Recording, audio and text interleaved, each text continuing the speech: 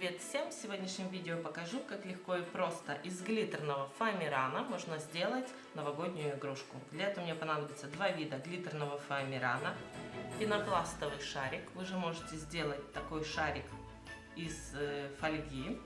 Ну и небольшая ленточка тоненькая, с помощью которой мы сделаем петельку, чтобы можно было затем шарик повесить. Первое, что я делаю, это нарезаю фоамиран размером 10 на 2 сантиметра.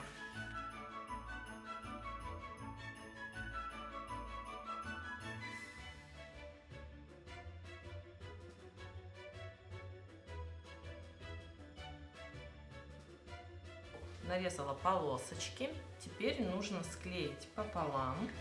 Просто наношу клей.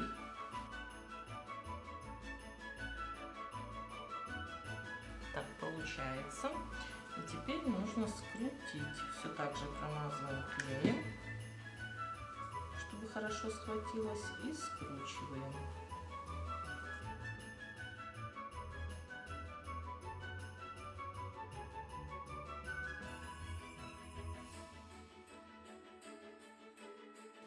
Такой интересный кружочек получился. И так делаю из остальных отрезков. Точное количество, сколько нужно, я вам сказать не могу, потому что все это зависит от основы, которую вы сделаете.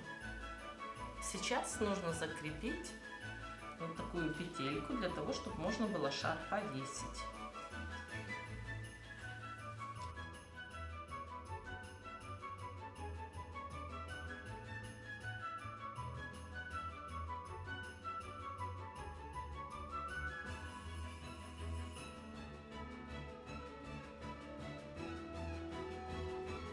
Все, центральная часть с петелькой готова.